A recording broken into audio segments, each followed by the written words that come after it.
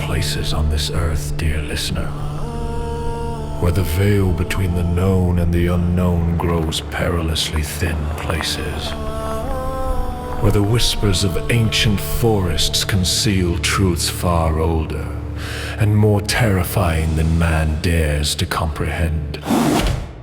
It was to such a realm, the deep, trackless woods of northern Maine, that our story begins. A journey undertaken by three souls, myself, Kathy, and our friend Jason. An expedition into a wilderness so remote, so untouched, that not even the most seasoned hunter would dare venture far from the beaten path. But we, armed with expertise and perhaps a touch of hubris, sought the untamed.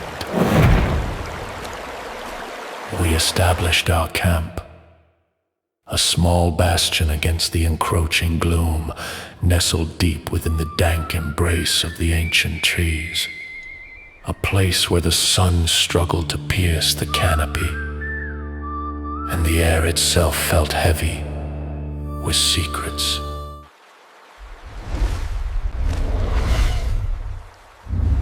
As dusk began its descent, ever the intrepid explorer decided to venture upstream. Drawn by the call of the wild, she sought the beauty of nature, oblivious to the terror that awaited her. It was there, along the winding path of the stream, that she first encountered the impossible massive imprints in the soft earth. Footprints, not those of any known creature, but immense bipedal depressions, suggesting a being of colossal stature, a behemoth standing perhaps 15 feet tall. Alongside them, smaller, yet still impossibly large, hinting at a family. A family of giants. But before she could fully process this chilling discovery, a sound sliced through the stillness. A whistle clear, precise, undeniably human, yet utterly out of place for miles, for 10, 15 miles in every direction. There were no other souls, only us. Only the wilderness, and whatever now whistled through its depths. Kathy, shaken but compelled, continued her walk. Her eyes, now hyper-aware, scanned the verdant gloom. It was then, as she paused to photograph a simple toad, that the true horror revealed itself. From behind a towering pine, a shadow detached itself, not a man, not an animal, but a void, a figure of absolute blackness, devoid of detail, yet unmistakably humanoid.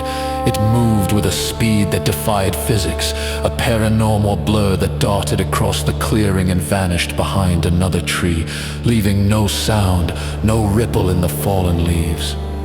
A silent, terrifying apparition. Back at camp, a gnawing unease had begun to settle upon me. Kathy had been gone too long. I followed her path, calling out into the deepening twilight. There are people up there. No, Kathy. There are no people. I just saw something move in there. Not for 15, 20 miles. We are the only ones on this mountain. This is a trackless forest.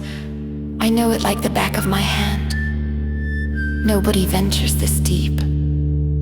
Her words, frantic and terrified, painted a picture of an impossible encounter. But I, a seasoned survivalist, a man who had navigated the deepest jungles, knew the chilling truth. If there was something out there, it was not human.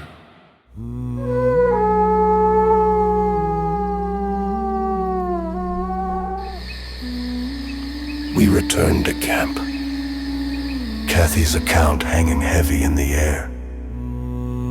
As we recounted her ordeal to Jason, he too shared a disquieting truth.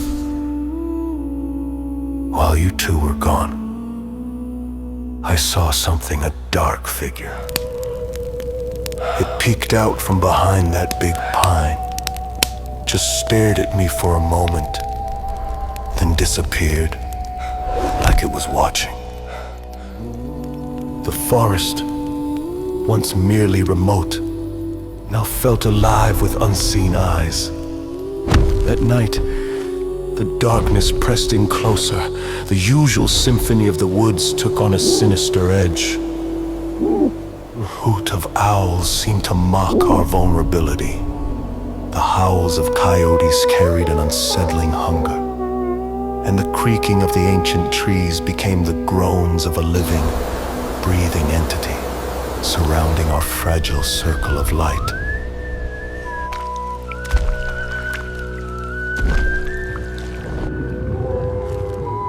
The dawn, bright and clear, brought with it a false sense of security. As the aroma of sizzling bacon mingled with the morning air,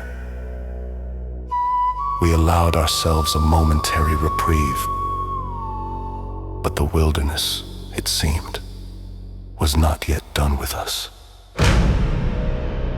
Then came the sound of colossal, grinding groan, as if a 100-foot pine tree was being pushed over by an unseen bulldozer.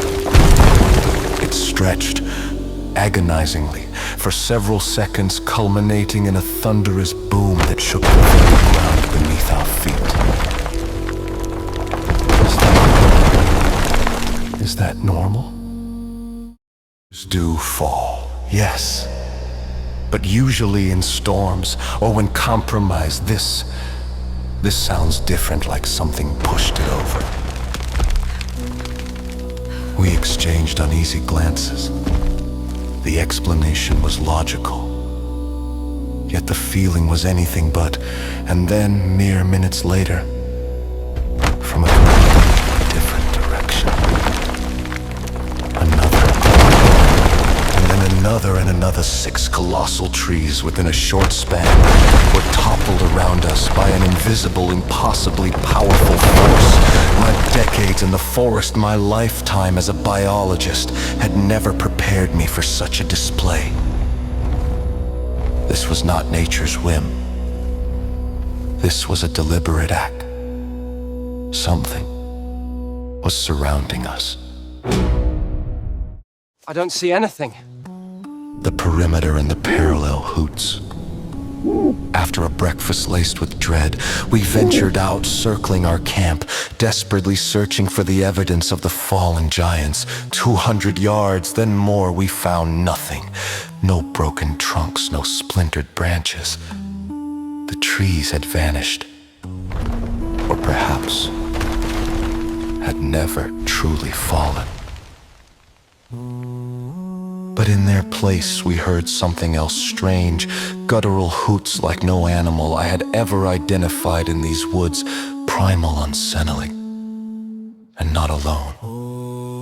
The next morning, as we finally broke camp, the unsettling truth revealed itself from either side of us. As we moved through the dense undergrowth, the strange hoots followed, paralleling our retreat like invisible escorts, guiding us out of their domain, a chilling reminder that we were not alone, that we had trespassed into a territory guarded by an ancient, powerful, and utterly unknown presence.